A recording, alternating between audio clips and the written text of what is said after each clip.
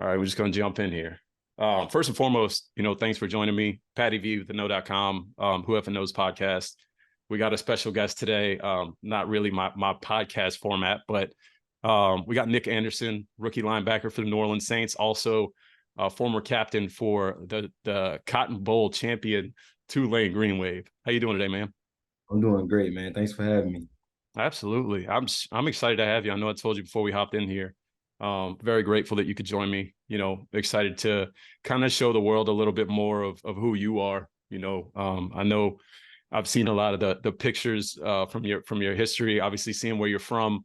The first thing I have to ask, with you being a member of the Saints, is did you grow up a Saints fan? I grew up, I would say a distant Saints fan. My grandfather is a Saints fan. I have a couple of family members that are Saints fan. Me personally, I was a Packers fan, but the only reason that I was a Packers fan was because when I first started playing football, my little league team was the Vicksburg Packers. And so naturally starting off on that journey of football, that was the team that I first came in contact with. Fell in love with Jordy Nelson, Donald Driver, Aaron Rodgers, Randall Cobb. And so, naturally I became a Saints fan by trade, just being a Mississippi guy. But it was Yeah. between the Saints and the Packers growing up. I figured it's interesting too. This area, I feel like a lot of people were kind of like that. I know that was your little league team, but I had a lot of friends growing up that were Packers fans for kind of the same reasons. So that's cool to hear. It's interesting too that you mentioned all the offensive guys, right? Um, I know looking back, I think I heard that you played some fullback Yeah, I at a played a younger age. little fullback and running back throughout my little league high school careers. And then bounced around on the defense side of the ball from defense end I got stuck at linebacker. I want to say junior year of high school. Recruitment started rising up at linebacker, so that's where I stayed. Yeah. Well, it's probably the best thing that ever happened, right? Getting stuck at linebacker. Most definitely, man. It just was different. Just being the person that's doing the hitting instead of getting hit. That's something that I've always, just loved about playing on the defense side of the ball. And just, fell in love with it. Heck yeah. And if there's anything I've heard about you, it's just kind of your knack for being a great leader, for being able to just own a situation and run with it. So something like that sounds real natural for you. I'd like to dive a little bit more into just kind of like you coming out of high school, like you mentioned. I know you were kind of overlooked a little bit. I was reading a little bit about it just to, make sure I understood a little more of your background. Talk to me a little bit about the trajectory. I know you took a slightly different path to end up at Tulane, but like talk to me about that and what that experience was like. Yeah, like you said, coming out of high school, didn't really have the offers that I felt like I should have had. Got overlooked a lot, being from a smaller town in Vicksburg, Mississippi. Didn't really get the looks that I felt like I should have had. Ended my senior year with first team All State honors, any accolade that I could have had. So I felt like I really did my job when it came to that, but it came down to between a couple of FCS schools and junior college offers. I know that Mississippi had a great history of, getting guys to the next level through the junior college path. And I just wanted to bet on myself. I knew that, I always had me. And I knew my work ethic would get me to the next level. And I knew, push come to shove, if I got to junior college and still had those FCS offers, then I wouldn't have mind, going that route. But, I just wanted to play on that bigger stage. Growing up in SEC country, you cut on the TV on Saturday, you Mm-hmm. see the Mississippi States, you see the Ole Miss, you see Alabama, you see LSU, and that's really just something that you dream about as a kid. Playing on that top level of FBS football. So no knock to the schools that gave me opportunities because I'm very appreciative of those. But I really just had that big dream of playing big time Division I football, and just took the gamble on myself. Took the junior college route. I was a qualifier. Graduated number 3 of my class with a 4.6, so academics was never a problem. So just went the junior college route and really just focused on going in and giving it all I had, and went in, handled business. Got a couple offers. Tulane came knocking. It looked into Tulane, big academic school in a great city. Came on my visit. The people were genuine, and that was one of the things that really helped me coming from high school and being able to go through the recruiting process again. I knew what to look for. I knew not to just go into a school looking at the uniforms and the stadium and all this and all that, but just really look at the relationships between the coaches and the players. And I could tell that Coach Fritz was a coach that really cared about the future for his players, really wanted them to be great men on and off the field, really had a coaching staff that were, really role models that you can model after. And, after just having conversations with Coach Moose on my official visit and then just seeing the way that he interacted with his players, interacted with his family, I knew there was somebody that, I could really, look up to and model myself after. And after I came on my visit, it was a no-brainer. Yeah. Well, speaking for myself and only myself, as a Tulane fan, I'm very thankful, that you decided to take that route. Just being able to watch you and your rise and the program's rise over the last few years, it's been amazing seeing something like a guy like Willie has built and that you've contributed to. So I kind of wanted to dive into that a little bit too. In your time here, there's been some ups and downs. You finish on a high note though, and it looks like Tulane is really headed in the right direction. Just speak to me a little bit about, this last season. Did you ever think you'd see Yeoman sold out multiple times in a season? Like, what was that like? It was amazing, man. Just really being able, like you said, to see the highs and the lows of Tulane. I remember my first game back in 2019. We played FIU, and it was uh, maybe 1,000 people in the stands, 1,000 between 1,500 people in the stands. It was a Thursday night game. The crowd, really wasn't that big. And Yeah. to play my last game in Yeoman to a sold out crowd and fans rushing the field, it was something that I was proud of and really made me emotional because I knew how hard we had worked to change that program. I knew, the mentality that we tried to instill in that program, and to just see how much we affected the fans, affected the city of New Orleans, affected, the people that are Tulane alum, to see the happiness that we brought everybody. That's something that I'll never forget. The wins and losses over the course of the years, they paid their dues, but to just have that feeling to know that I was able to impact people with just doing what I love to do, that's something Mhm. that you take for granted. And so, like, it was amazing to just see how we were able to come together as a team and just focus on the common goal and be unselfish and go out there and achieve it. Man, it's just really a blessing from God, man, for real. Heck yeah. No, I love it. It was great to see. It was great to watch, especially, I have family that always made fun of me. I'd be the guy showing up with a Tulane hat to the parties, and they'd be like, "Oh, that must be one of the only two Tulane hats in the whole state right now." Like, and now everybody's walking around Tulane gear, Tulane hats. So definitely you helping put them on the map, man. It's been a great ride so far, and I can't wait to see what the team does next year. Do you have any thoughts on where they're headed, or any guys we should look out for?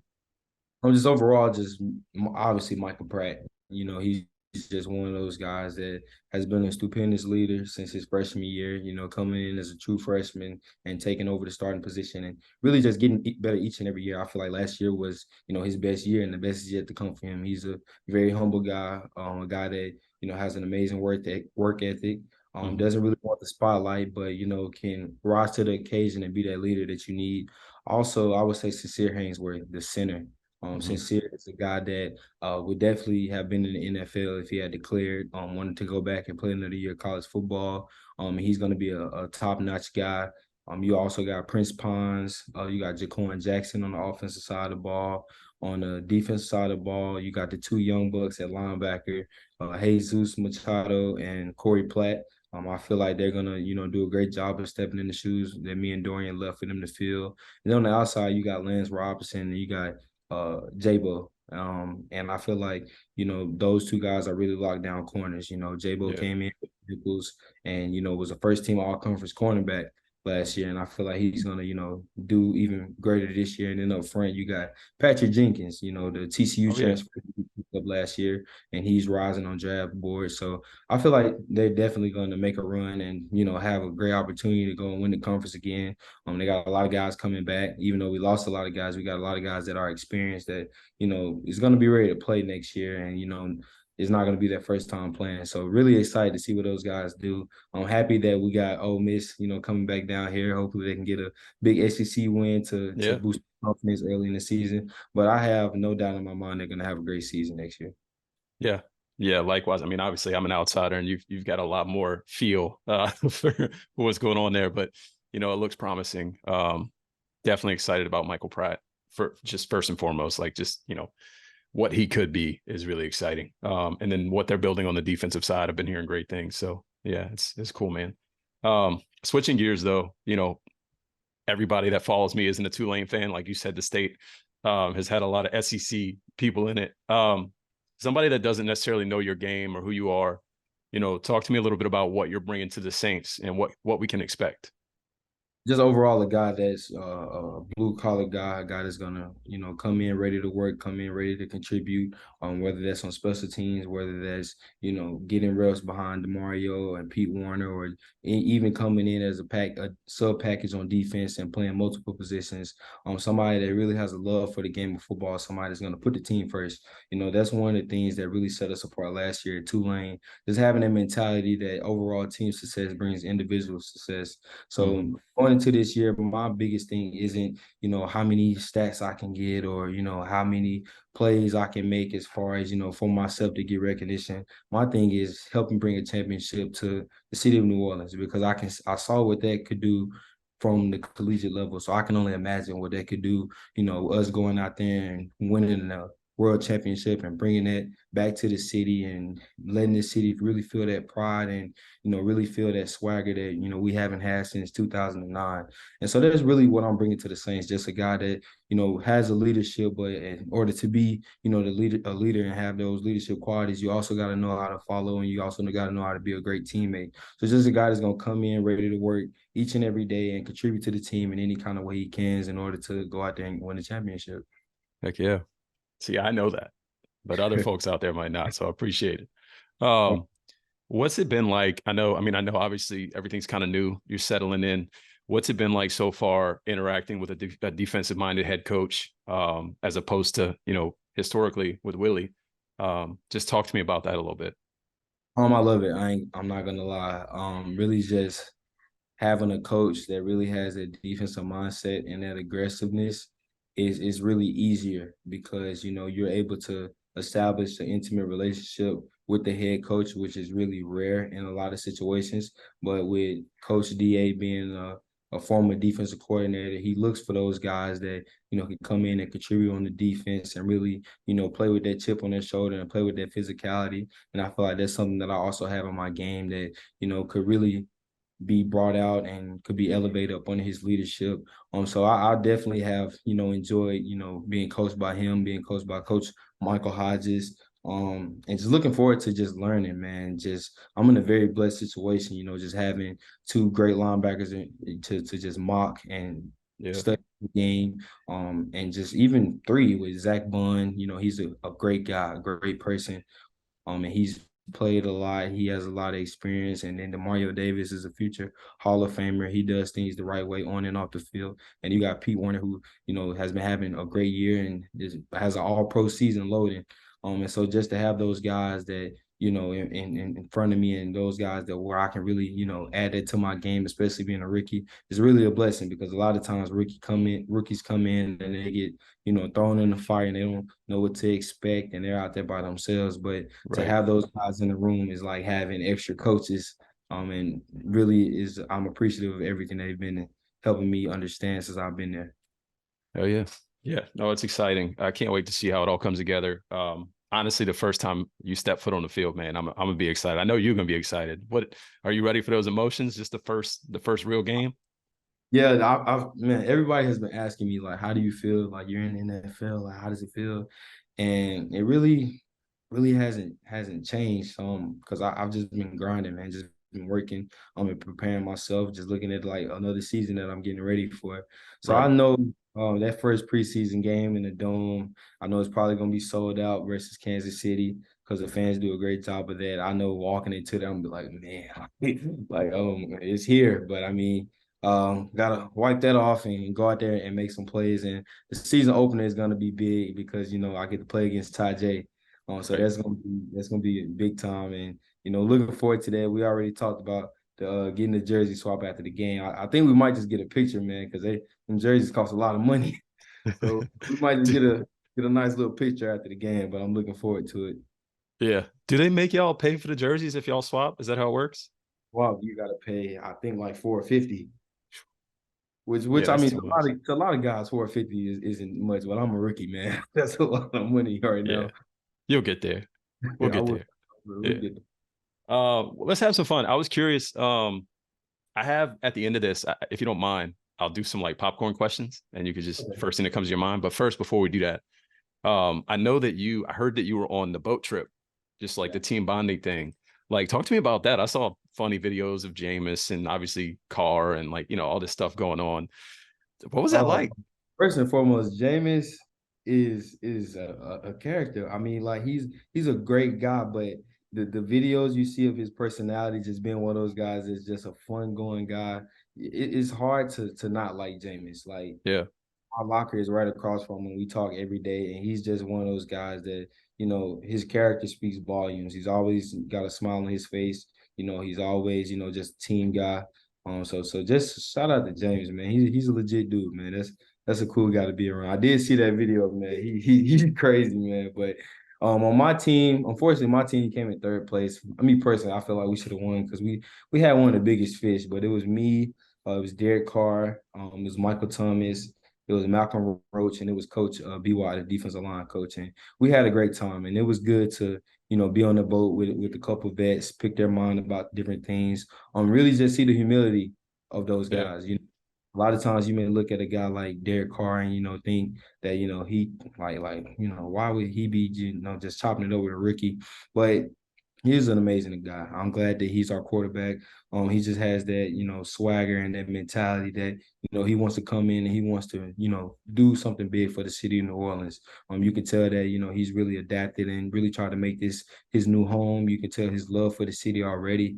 And he's just a genuine person, man. And, that's something that we need. It's always a blessing when you have people in the locker room that are genuine people and care more about what they can do for the team rather than what they can do for themselves. And same thing with Michael Thomas. He was a great, cool guy. Wore his ski mask out there, and actually, we was wondering why he had the ski mask on, but when we started going fast in the boat, we saw why he Oh came yeah. prepared.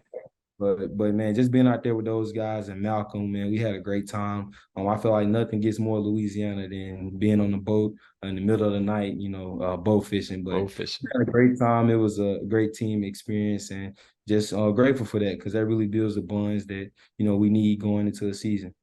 Yeah. Yeah, it was cool to see just, from afar. It seemed like y'all had a lot of fun. So I had to ask about it. All right, we could close this out. I have some fun little popcorn questions. I'm gonna throw out. It'll maybe Okay. take 2 minutes here. First thing that comes to your mind, all right? First thing first, what's your favorite Burger? restaurant? Okay, restaurant. Dragos. Oh, heck yeah. The oysters? Is that why? Oysters, I love them. All right. Video games or movies? Movies. Big Okay. movies person. Okay. Go to karaoke song. Mm, love you now, John Legend. Okay. I like that. That's a good pick. Okay. If you were a wrestler, you watch wrestling ever? Sometimes. Okay. If you were a wrestler, what would your entrance music be? Mm. The first thing that came to my song was John Cena's intro, but I can't use that. So I'm gonna go with uh One Shot by Lil Baby and NBA Youngboy. Okay. Okay. Waffles or pancakes? Waffles. Okay. DC or Marvel? Marvel, obviously. All right. I like So that. I grew up a DC guy, but yeah. Marvel took the cake recently. They definitely in the lead. Marvel has been on top of it in past years. Oh yeah. Yeah, yeah. Okay, you're forced to cook a meal. What's the best meal you're cooking? Mm, best meal I'm cooking. I'm gonna go with soul food, man. I'm gonna go with some fried chicken, collard greens. I'm gonna go with some candy yams, and I'm gonna go with some cornbread, Oh baked yeah. beans, good soul We food. Never go wrong with that. we eating heavy. We're gonna feel nice and slow after. Good. It's good though. It's good. Go to TV show. And then I got one more. Go to TV show. I would probably say it's Stop Airing, but probably Snowfall. Okay. I haven't watched that yet. I gotta check It, that out. it took me forever to watch it, but once I watched it and got through the first two seasons, I was addicted. Yeah, I've heard good things. It's so hard to watch TV these days. But anyway, all right, last question, and you might not even do this, but how do you take your coffee? I like my coffee very, very sweet. when I do drink coffee. So I'm the type of person I'm gonna put, you know, a little bit of sugar in there, put some creamers in there. That Right. has a extra caramel season, caramel drip in there. I'm a big, if I'm gonna drink coffee, I like it sweet. So that's how I like my coffee. Yeah. A little dessert coffee. My podcast buddy that we normally record together, he's a big sweet coffee guy, and I clown him on it all the time because I'm the bitter guy. Um, it is what it is. Well, look, I appreciate connecting, just being able to chat for a second. Is there anything else you want to share? I know I'm putting you on the spot with just a random question there, but anything else you want to chat about or throw out there before we hop off? Just overall, I'm in the process of establishing my LLC up under Faith with the One. And it's basically going to be a nonprofit that, you know, is put together for young athletes that are aspiring to, you know, use their athleticism along with academics to, you know, grow on their brand and grow their experiences trying to, you know, get to the collegiate level. And similar to my path, just, you know, focusing on children that, you know, may not have the resources or may not have the opportunities. And that's something that I'm in the works of getting established. So just want to shout that out right quick. But other Yeah. than that, really thankful for God for the opportunity and looking forward to a great season with Who That Nation. Oh yeah. Well, can't wait to see it. Excited to keep going.